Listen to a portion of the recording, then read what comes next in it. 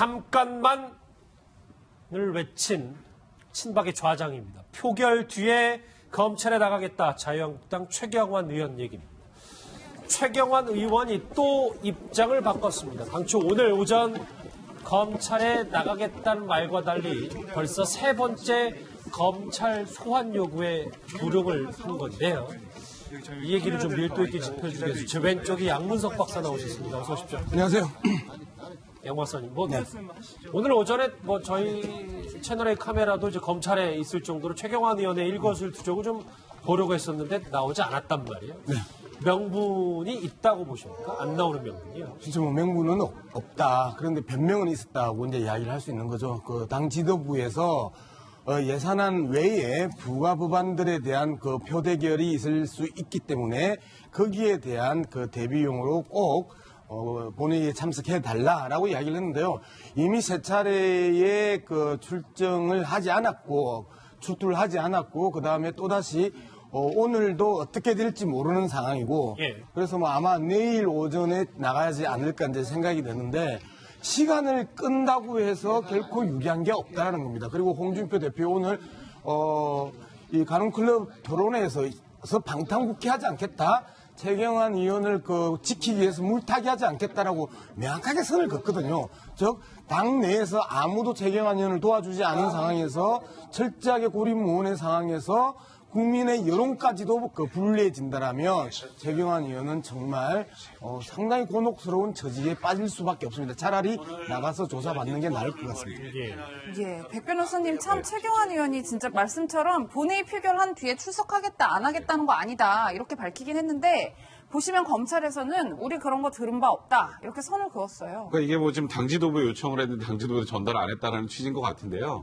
사실 이게 별로 아까 조금 전에 말씀하셨던 것처럼 명분이 좀 없고 변명이다라고 하는 게 사실 오늘 예산안 본회의 최경환 의원 없어도 상관없습니다. 별로 크게 의미 없는 상황이고 지금 무언가 최경환 의원이 굉장히 초조한 상황이 아닌가 싶어요. 조금 전에 말씀하셨던 것처럼 당도 지켜주지 않고 거기다 지금 본인은 동대구 앞에서 할복하겠다는 얘기를 해놓은 상황에서 이현수 기조실장이나 이병규 원장이 너무 구체적이고 명확하게 1억을 전달했다는 내용들을 얘기를 했고 하다못해 국정원 문서에까지 나와 있는 상황이기 때문에 증거가 다 취합되어 있는 거나 마찬가지 상황이거든요. 그러면 최경환 의원 입장에서는 나가서 지금 딱히 변명할 거리도 좀 없는 상황이 되다 보니 어떻게든 회피하고 싶은 심정이 아닐까 싶은데 말씀하셨던 것처럼 이제는 더 이상 회피를 할 수 없고요. 거기다가 어쨌건 이번에 회기가 12월 8일에서 9일부터는 이제 체포동의안 같은 것도 필요 없이 검찰에서 체포영장까지 청구할 수 있는 상황이에요. 그렇기 때문에 여론이 더 악화되기 전에 어떻게든 나가서 그리고 만약에 이게 1억을 전달받은 게 사실이라면 이건 오히려 상세하게 본인이 밝히는 게 맞습니다. 이게 이런 정도의 객관적인 증거가 나와 있는 상황에서 계속 나는 받은 바가 없다. 이건 정치 탄압이다라고 주장하는 게 공허하게 들릴 수 있다는 걸 좀 아셔야 될 것 같습니다. 오늘 세 번째 불응입니다. 최경환 의원이 앞서 검찰 수사에 대해서 편파 수사라고 강하게 비난한 바 있습니다. 그 목소리 들어보시죠. 아니, 그 뜻보다도요. 지금 이제 오늘 우리 당론으로도 특검법을 발의했고 특검의 공정한 그런 수사가 중요하다. 그 여건 되면은 얼마든지 수사에 해야 된다. 이런 생각이 지금은 매우 수사가 편파적으로 불공정하게 이루어지고 있다. 그렇죠. 지금도 검찰 수사에 불응하면서 저런 기조를 갖고 있는지도 궁금하네요. 아까 양 박사님이 잠깐 언급을 했지만 홍준표 대표가 오늘 관훈 토론회에서 최경환 의원에 대해서 이렇게 얘기했습니다. 그 목소리도 같이 듣고 오시죠. 국회의원들한테 동력위원을 제명해달라. 그렇게 요구하는 거는 너무 가혹합니다. 가혹한 결정이지만은 단지 지금 두 분은 자연 소멸 절차로 가고 있다.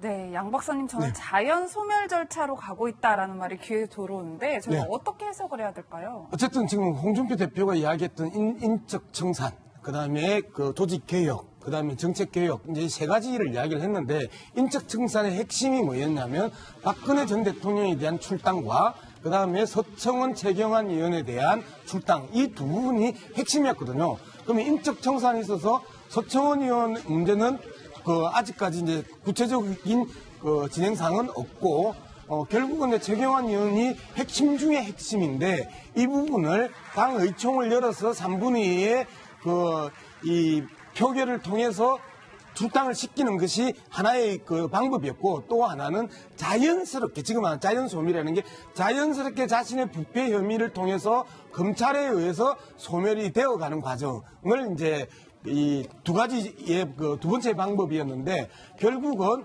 손 안 대고 코 푸는, 그리고 피 안 묻히고 정리하는, 말 그대로 홍준표 대표는 가장 좋은 차도살인지게가 통하는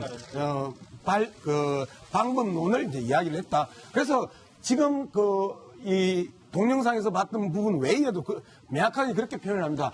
최경환 의원을 두고 물타기할 생각도 없고 방탄국회를 열 생각도 없다고 아주 단호하게 오늘 그 관훈클럽에서 이야기를 했기 때문에, 자연소멸이라 하면 검찰에 의해서 정리되는 것을 이야기한다, 이렇게 분석할 수 있겠습니다. 어쨌든 최경환 의원에 대한 검찰 수사가 코앞에 왔기 때문에, 그런데 이 와중에 양 박사님 이거 하나만 여쭤. 왜냐하면 이 팩트 여부도 중요한데 네. 일부 언론에서 조심스럽긴 합니다만 네.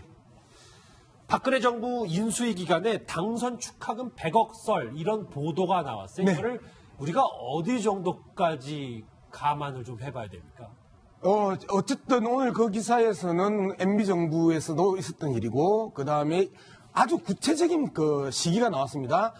2013년 1월 인수위 기간에, 그 다음에 그 무기명 채권 CD를 각 기업으로부터 100억가량을 거뒀고, 그리고 그것들의 사채업자가 끼어서 현금화를 하고, 그 현금화가 된 돈으로 홍콩의 모 금융회사에 그 예치가 됐고, 그리고 그것을 누가 조금씩 뽑아가고 있다라고 하는 일련의 루트들이 정확하게 그리고 구체적으로 이야기가 됐기 그건 때문에. 일단 보도 내용입니다. 뭐 네. 사실관계는 아직 좀 더 지켜봐야 되지만. 예, 그래서 이제 이 부분은 검찰이 수사할 수밖에 없을 것 같습니다.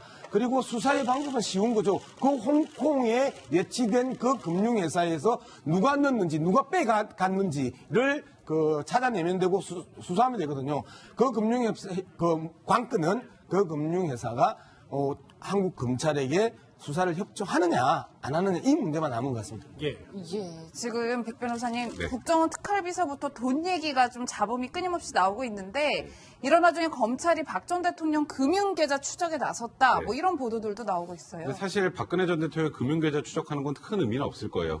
보시면 아시겠지만 박 전 대통령 지금 월급 같은 거 이제 대통령 연봉 모아놨던 게 고스란히 그냥 남아있는 것 뿐이고, 박근혜 대통령 통장으로 금전거래가 이루어졌다는 정황은 지금 그렇게 없는 상황이기 때문에, 그것보다는 혹여라도 있을 박 전 대통령의 차명계좌나, 지금 예를 들어서 이 100억 수설이나 이런 것들 관련해서 무언가 차명계좌가 있다면 그런 계좌에 관련해서 이제 수사를 해보겠다는 의미인 것 같고요. 지금 조금 전에 양 박사님 말씀하신 내용이 아직은 일단 일부 언론의 보도에 지금 그치고 있지만, 당선 축하금 말씀하시는 네, 맞습니다. 거기서 연결해 보면, 근데 이제 아까 말씀하셨던 홍콩의 외국계의 한 간부도 관련된 증언을 했다는 내용이 일단 그 기사상으로는 있습니다.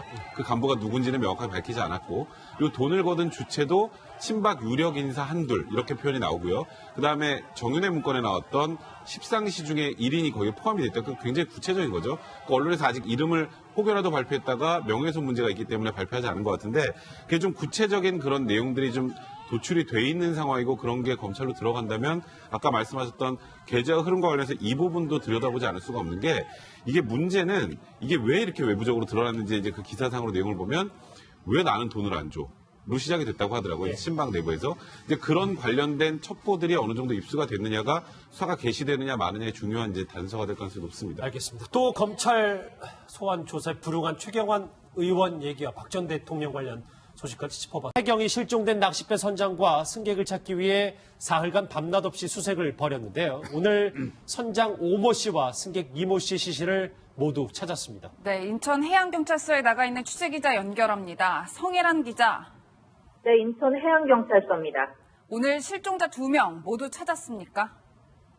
네, 해경은 실종됐던 낚싯배 선장 오모 씨와 승객 이모 씨의 시신을 모두 찾았습니다. 먼저 오늘 오전 9시 37분 인천 남부소방서 소방대원이 용담 해수욕장 남단 갯벌에서 선장 오모 씨의 시신을 발견했습니다. 사고 해역과는 3.1에서 3.7km 정도 떨어진 거리였는데요. 발견 당시 선장 오 씨는 검은색 상하이를 착용한 채로 숨져 있었습니다.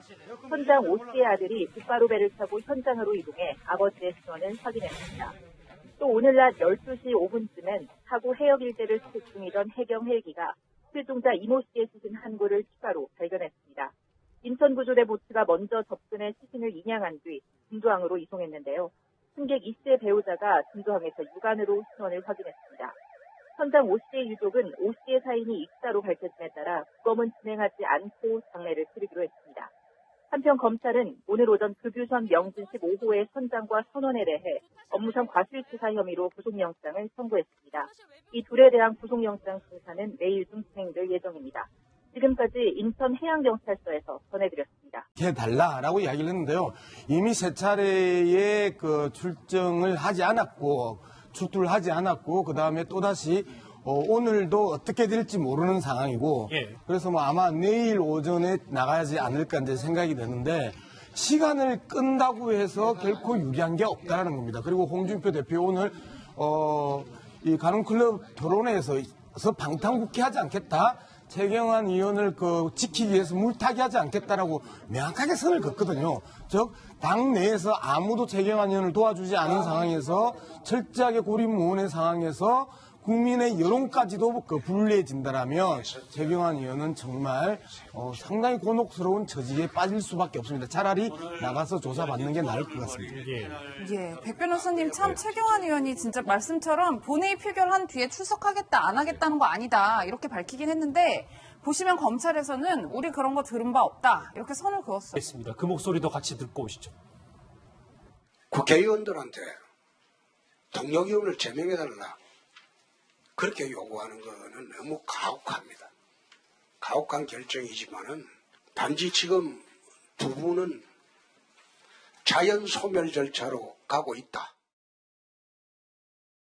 예. 네, 양 박사님 저는 자연 소멸 절차로 가고 있다라는 말이 귀에 들어오는데 저희가 어떻게 해석을 해야 될까요? 어쨌든 지금 홍준표 대표가 이야기했던 인적 청산, 그 다음에 조직 개혁, 그 다음에 정책 개혁, 이제 세 가지를 이야기를 했는데, 인적 청산의 핵심이 뭐였냐면, 박근혜 전 대통령에 대한 출당과, 그 다음에 서청원 최경환 의원에 대한 출당, 이 두 부분이 핵심이었거든요. 그러면 인적 청산에 있어서 서청원 의원 문제는 아직까지 이제 구체적인 진행상은 없고, 결국은 이제 최경환 의원이 핵심 중에 핵심인데, 이 부분을 만약에 이게 1억을 전달받은 게 사실이라면 이건 오히려 상세하게 본인이 밝히는 게 맞습니다. 이게 이런 정도의 객관적인 증거가 나와 있는 상황에서 계속 나는 받은 바가 없다, 이건 정치 탄압이다라고 주장하는 게 공허하게 들릴 수 있다는 걸 좀 아셔야 될 것 같습니다. 오늘 세 번째 불응입니다. 최경환 의원이 앞서 검찰 수사에 대해서 편파 수사라고 강하게 비난한 바 있습니다. 그 목소리 들어보시죠. 아니, 그 뜻보다도요. 지금 이제 오늘 우리 당론으로도 특검법을 발의했고, 특검에 공정한 그런 수사가 중요하다. 그 여건 되면은 얼마든지 수사에 해야 된다. 이런 생각이 지금은 매우 수사가 편파적으로 불공정하게 이루어지고 있다. 그렇죠. 지금도 검찰 수사에 불응하면서 저런 기조를 갖고 있는지도 궁금하네요. 아까 양 박사님이 잠깐 언급을 했지만 홍준표 대표가 오늘 관훈 토론회에서 최경환 의원에 대해서 이렇게 얘기했습니다. 잠깐만을 외친 친박의 좌장입니다. 표결 뒤에 검찰에 나가겠다. 자유한국당 최경환 의원 얘기입니다. 최경환 의원이 또 입장을 바꿨습니다. 당초 오늘 오전 검찰에 나가겠다는 말과 달리 벌써 세 번째 검찰 소환 요구에 불응을 한 건데요. 이 얘기를 좀 밀도 있게 짚어주기 위해서 제 왼쪽에 양문석 박사 나오셨습니다. 어서 오십시오. 안녕하세요.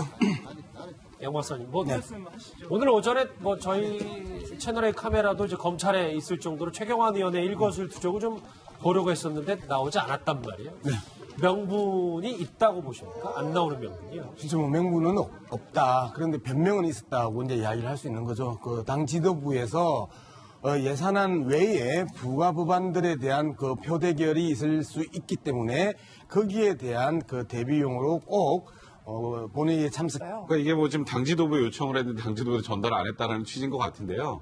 사실 이게 별로 아까 조금 전에 말씀하셨던 것처럼 명분이 좀 없고 변명이다라고 하는 게 사실 뭐 오늘 예산안 본회의 최경환 의원 없어도 상관없습니다. 별로 크게 의미 없는 상황이고 지금 무언가 최경환 의원이 굉장히 초조한 상황이 아닌가 싶어요. 조금 전에 말씀하셨던 것처럼 당도 지켜주지 않고 거기다 지금 본인은 동대구 앞에서 할복하겠다는 얘기를 해놓은 상황에서 이현수 기조실장이나 이병기 원장이 너무 구체적이고 명확하게 1억을 전달했다는 내용들을 얘기를 했고 하다못해 국정원 문서에까지 나와 있는 상황이기 때문에 증거가 다 취합되어 있는 거나 마찬가지 상황이거든요. 그러면 최경환 의원 입장에서는 나가서 지금 딱히 변명할 거리도 좀 없는 상황이 되다 보니 어떻게든 회피하고 싶은 심정이 아닐까 싶은데 말씀하셨던 것처럼 이제는 더 이상 회피를 할 수 없고요. 예. 거기다가 어쨌건 이번에 뭐 회기가 12월 8일에서 9일부터는 이제 뭐 체포동의안 같은 것도 필요 없이 검찰에서 체포영장까지 청구할 수 있는 상황이에요. 그렇기 때문에 여론이 더 악화되기 전에 어떻게든 나가서 요